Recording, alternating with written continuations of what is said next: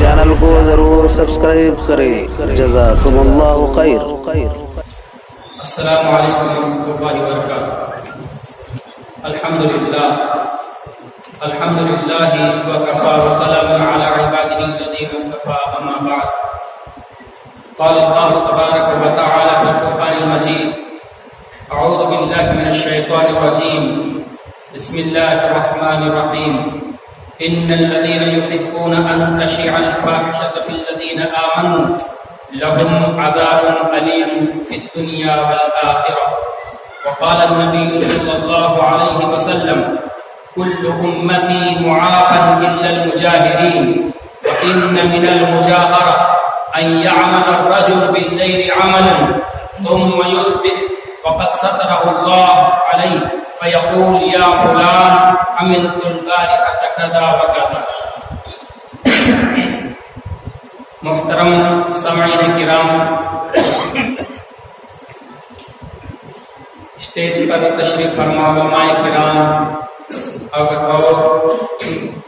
سامعین کرام، بزرگوں، دوستوں، نوجوان ساتھیوں، عزیز بچوں، سورہ نور کی آیت کریمہ اور اسی طرح سے حدیث شریفہ میں نے آپ کے گوش گزار کیا. موضوع آپ کے سامنے آ چکا ہے. شرم و حیا کا اسلام میں کیا مقام ہے، اس پر میں مختصر انداز میں آپ کے سامنے چند باتیں رکھنے کی کوشش کروں گا. شرم و حیا یہ انسان کا امتیازی جوہر ہے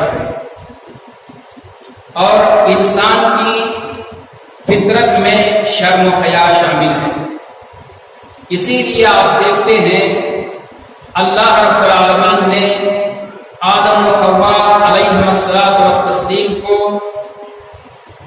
جنت میں جب شجرہ ممنوعہ کے کھانے سے آپ کا جنتی لباس اتار دیا تو مارے شرم کے درختوں کے پتوں سے آپ اپنے جسم کو چھپانے لگے. قرآن بیان فرماتا ہے: وَتَفِقَا أَوْ يَخْصِفَانِ عَلَيْهِمَا مِنْ وَرَقِ الْجَنَّةِ. آدم و حوا نے درختوں کے پتوں سے اپنے جسم کو چھپانے کا عمل اس وقت کیا. یہ شرم کی ابتدا کی انسانی فطرت کی جو اللہ تعالیٰ نے انسان کی فطرت میں ودیعت کیا. آپ دیکھتے ہیں حضرت موسیٰ علیہ السلام جب مصر سے نکل کر مدین میں آئے، گاؤں کے باہر آپ بیٹھے ہوئے تھے کہ کچھ دو لڑکیوں کو دیکھا کہ ایک کنویں سے کچھ دور کھڑی ہیں، اس انتظار میں کہ لوگ پانی بھر کر کنویں سے نکل جائیں تو وہ اپنے جانوروں کو سیراب بھی کریں گی اور وہ پانی بھر دیں گے. موسیٰ علیہ السلام معاملے کو بھاگ گئے اور آپ وہاں پہنچ کر ان دونوں لڑکیوں کو سیراب کیا. دونوں لڑکیاں جب اپنے گھر گئیں اور والد بزرگوار حضرت شعیب علیہ السلام سے اس نوجوان کا واقعہ سنایا تو حضرت شعیب علیہ السلام نے کہا کہ تب تو جاؤ، آپ جا کے اس نوجوان کو ہمارے یہاں لے آؤ. ان دونوں میں سے ایک لڑکی، قرآن بیان فرماتا ہے فجاءت احداہما تمشی علی استحیاء، دونوں میں سے ایک لڑکی شرماتی ہوئی حضرت موسیٰ علیہ السلام کے پاس پہنچی اور کہا کہ ہمارے والد آپ کو یاد فرماتے ہیں، آپ ہمارے گھر آنے کی زحمت گوارا کریں تاکہ آپ کے اس عمل کا جو ہمارے ساتھ آپ نے کیا ہے اس کا صلہ دے سکیں. تو یہاں بھی قرآن مجید نے استحیاء کا لفظ استعمال کیا. شرماتی ہوئی وہ لڑکی حضرت موسیٰ علیہ السلام کے پاس آ کر اپنا بیان کیا. بہرحال میرے دوستو، شرم و حیا یہ اللہ رب العالمین نے انسان کی فطرت میں رکھا. شرم و حیا کی وجہ سے بسا اوقات انسان، اگر شرم و حیا اس کے پاس نہ ہو تو انسان انسانیت سے گر جاتا ہے، گناہوں کے دلدل میں پھنس جاتا ہے اور بدکاریاں فحش اور برائیاں منکرات اس سے ہونے لگتی ہیں۔ محترم سامعین، اسلام نے ہمیں شرم و حیا کی تعلیم دی اور آپ صلی اللہ علیہ وسلم بھی بڑے شرمیلے تھے۔ شرم و حیا کی وجہ سے بسا اوقات آپ صلی اللہ علیہ وسلم حقوق سے بھی اپنے دستبردار ہو جایا کرتے تھے۔ واقعہ یہ ہے، زینب بنت جحش رضی اللہ تعالیٰ عنہ سے آپ صلی اللہ علیہ وسلم کا نکاح ہوا۔ اصحاب کرام کو آپ صلی اللہ علیہ وسلم نے دعوت میں مدعو کیا۔ صحابہ کرام دعوت میں آئے اور کھانا کھا کر نبی صلی اللہ علیہ وسلم کے گھر میں گفتگو کرتے ہوئے بیٹھ گئے۔ کھانا سے فارغ ہو گئے، پھر گفتگو میں بیٹھ گئے۔ اللہ کے نبی صلی اللہ علیہ وسلم شرماتے ہیں کہ ان سے کس طرح کہا جائے کہ اب جگہ خالی کرو تاکہ اور لوگ آئیں، یا پھر یہ کہ گھر کے کام کاج میں ہمارے لیے آسانی مہیا ہو۔ نبی صلی اللہ علیہ وسلم کہہ نہیں رہے ہیں اور لوگ کھانا کھا کر گفتگو میں بیٹھے ہیں۔ مہمان کے ہاں جب کوئی بھی آدمی جاتا ہے، مہمان بن کر کوئی آدمی جاتا ہے تو کھانے سے فارغ ہونے کے بعد میں گھر والوں کا خیال رکھنا بھی اس کے لیے بہت ضروری ہے۔ معلوم نہیں ان کے کیا کیا ضرورتیں ہوتی ہیں۔ جب اللہ کے نبی صلی اللہ علیہ وسلم ان سے کچھ کہہ نہیں پائے تو اللہ رب العالمین نے نبی صلی اللہ علیہ وسلم کا مدعا لوگوں کے سامنے بیان فرمایا۔ آیت کریمہ قرآن میں نازل کی اللہ نے فرمایا فَإِذَا طَعِمْتُمْ فَانْتَشِرُوا وَلَا مُسْتَأْنِسِينَ لِحَدِيثٍ إِنَّ ذَلِكَ كَانَ يُؤْذِي النَّبِيَّ فَيَسْتَحْيِي مِنْكُمْ وَاللَّهُ لَا يَسْتَحْيِي مِنَ الْحَقِّ۔ اے لوگوں، جب تم کھانا کھا چکو تو اپنی جگہ سے منتشر ہو جاؤ، اس طرح گفتگو کرتے ہوئے بیٹھو نہیں، اس لیے کہ نبی کو یہ بات تمہارا بیٹھنا تکلیف پہنچاتا ہے اور وہ شرما رہے ہیں کہ آپ سے کچھ کہیں، اور اللہ رب العالمین حق بات کہنے سے نہیں شرماتا۔ سامعین کرام، شرم و حیا غرض کہ اسلام کا ایک حصہ ہے، ایمان کا ایک حصہ ہے۔ نبی صلی اللہ علیہ وسلم نے فرمایا الایمان بضع و سبعون شعبہ، 70 سے زیادہ ایمان کی شاخیں ہیں، سب سے افضل حصہ اس کی لا الہ الا اللہ کہنا ہے، اور ایمان کی سب سے آخری شاخ راستے سے تکلیف دینے والی چیزوں کو ہٹانا، اور آپ صلی اللہ علیہ وسلم نے فرمایا والحیاء شعبۃ من الایمان، حیا بھی ایمان کے حصے میں سے ایک حصہ۔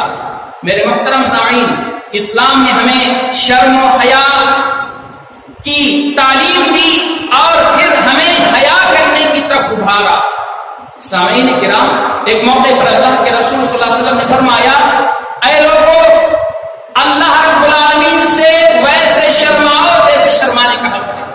صحابہ نے پوچھا اے اللہ کے رسول صلی اللہ علیہ وسلم انا لنستحی، الحمدللہ اللہ کے رسول ہم تو اللہ رب العالمین سے شرم کرتے ہیں۔ اللہ کے نبی صلی اللہ علیہ وسلم نے فرمایا شرم کرنے کا وہ مطلب نہیں ہے جو تم سمجھ رہے ہو۔ شرم کرنے کا مطلب یہ ہے کہ سر اور اس میں متعلق چیزیں، یعنی آنکھ، زبان، کان، ان کی حفاظت کی جائے، پیٹ اور اس میں رہی چیزیں یعنی شرمگاہ، اور اس کے بعد میں معقولات و مشروبات، حلال و حرام کی تمیز کر کے اس کے اندر داخل کرنا، ان چیزوں کی حفاظت کی جائے۔ اگر تم نے ایسا کیا تو اللہ رب العالمین سے شرمانے کا کما حق ادا کیا۔ اگر تم نے ایسا نہیں کیا تو پھر تم نے شرم کا صحیح معنی نہیں سمجھا اور اس کا حق بھی ادا نہیں کیا۔ میرے دوستو، اللہ رب العالمین نے ہمیں شرم کی اہمیت بھی بتلائی اور پھر اس کے آداب بھی سکھلائے۔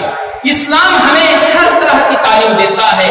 رسول اللہ صلی اللہ علیہ وسلم نے شرم و حیا کے مادے کو اور اس کے جوہر کو انسان کے اندر پیدا کرنے کے لیے بچپن ہی سے ہمیں اس کی تعلیم دی۔ رسول اللہ صلی اللہ علیہ وسلم نے فرمایا جب مروا اولادکم بالصلاۃ وهم ابناء 7 سنین، جب بچے 7 سال کے ہو جائیں تو تم ان کو نماز کا حکم دو، جب وہ 10 سال کے ہو جائیں اور نماز نہ پڑھے تو مار کر ان کو نماز کی تربیت دو، اور ساتھ میں فرقوا بینہم فی المضاجع، ان کے بستروں کو الگ کرو، اپنے بستروں سے ان کو الگ سلاؤ۔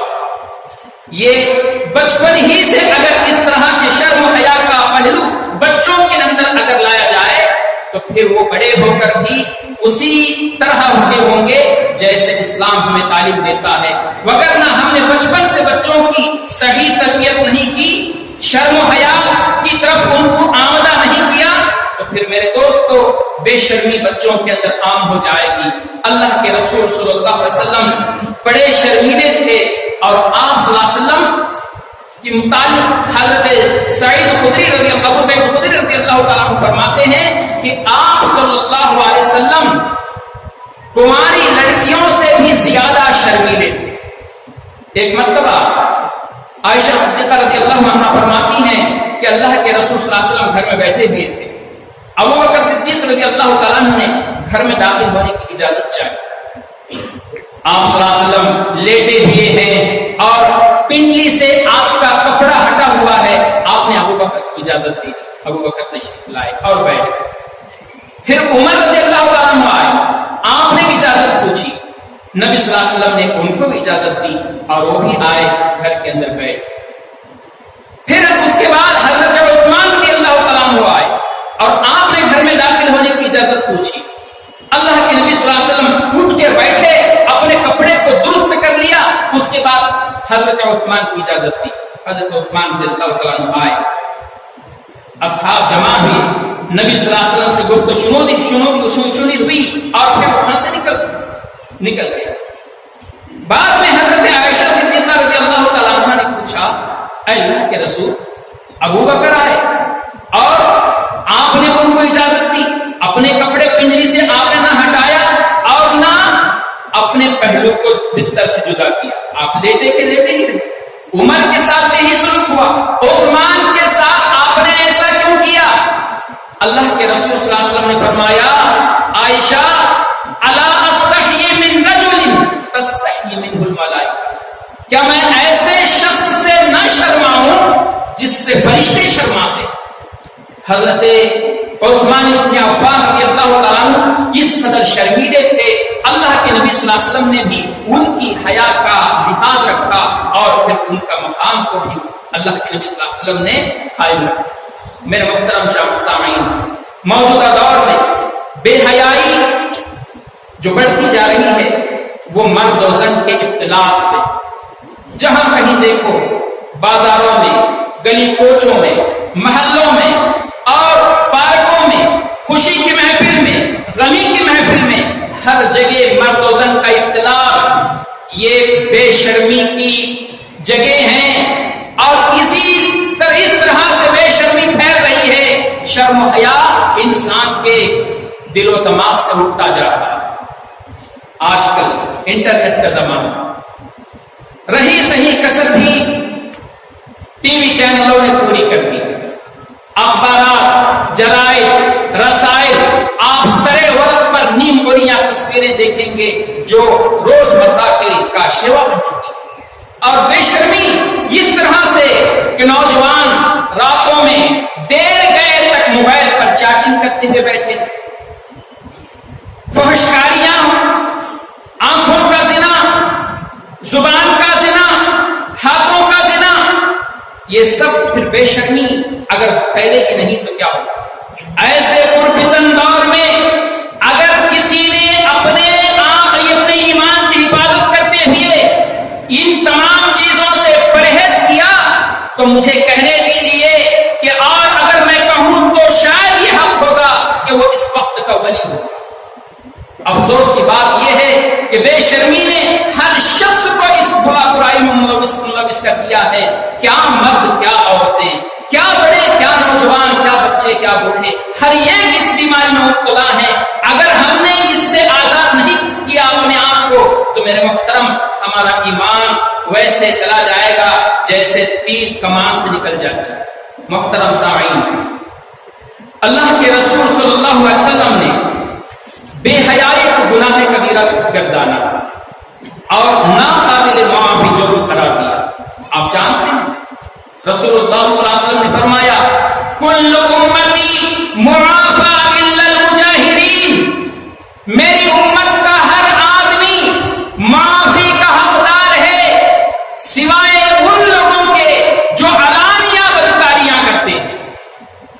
اور آپ صلی اللہ علیہ وسلم نے علانیہ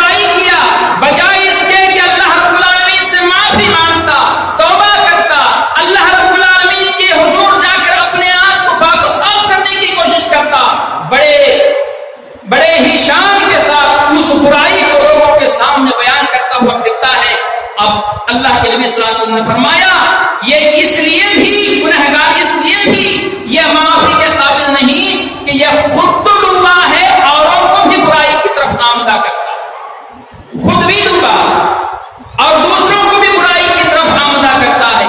इसीलिए सूरह नूर की खुतबे तकरीर के शुरू में जो मैंने आयत करीमा पढ़ी थी, अल्लाह बयान फरमाता है इन्नल लज़ीना युहिब्बूना अन तशिअल फाहिशतु फिल लज़ीना आमनू लहुम अज़ाबुन अलीम फिद दुनिया वल आखिरह। जो लोग बदकारी को हवा देने और उसे फैलाने को पसंद करते हैं तो ऐसे अशखास को अल्लाह रब्बुल आलमीन दुनिया और आखिरत में दर्दनाक अज़ाब देगा। अल्लाह ताला की पकड़ और उसके अज़ाब से बचने के लिए जरूरी है कि हम बेहयाई के कामों से दूर रहें, अपने आप को बाहया बनाएं, शर्म और हया की अहमियत को समझें और अपने ईमान की हिफाजत करें। मेरे मुहतरम, आखिर बात कहूंगा कि हम अपने आप को अगर पाक साफ करके अपनी पीठ थपाएं, शाबाशी दे लें तो ये कोई बात नहीं है। अल्लाह रब्बुल आलमीन की मेहरबानी है, ये उसका फजल और उसका एहसान है कि हमारी अच्छाइयों को अल्लाह ताला जाहिर कर रहा है, हमारी बुराइयों पर अल्लाह ने पर्दा किया हुआ है। जिस तरह अल्लाह ताला अवाम में आम तरीके से हमारी अच्छाइयों का अल्लाह ताला इजहार करता है, अगर अल्लाह ताला बुराइयों से पर्दा उठा ले तो फिर उस वक्त हमारी क्या कैफियत हो। तो मेरे मुहतरम सामीन, क़यामत के मैदान में दुनिया इंसानियत जमा होगी, वहां पर अल्लाह रब्बुल आलमीन अगर रुस्वा करे तो बड़ी रुस्वाई होगी। उस वक्त के आने से पहले अपने आप को पाक कर लो, साफ कर लो, बेहयाई से दूर रहो, अपने आप को बाहया बनाओ, इस्लाम के शिआर और उसके सांचे में ढल जाओ तो यकीनन हम पाकीज़ा जिंदगी हमें मयस्सर आएगी। दुनिया में भी अल्लाह रब्बुल आलमीन इज्जत और सरबुलंदी देगा, आखिरत में भी अल्लाह ताला कामयाबी अता करेगा। अल्लाह से दुआ है अल्लाह ताला हमें नेक तौफीक अता फरमाए, कुरान और सुन्नत पर अमल करने वाला बनाए, जब तक जिंदा रखे इस्लाम पे जिंदा रखे, खात्मा बिल खैर फरमाए। आमीन व आखिरु दावाना अनिल हम्दुलिल्लाहि रब्बिल आलमीन। अस्सलामु अलैकुम व रहमतुल्लाहि व बरकातहू।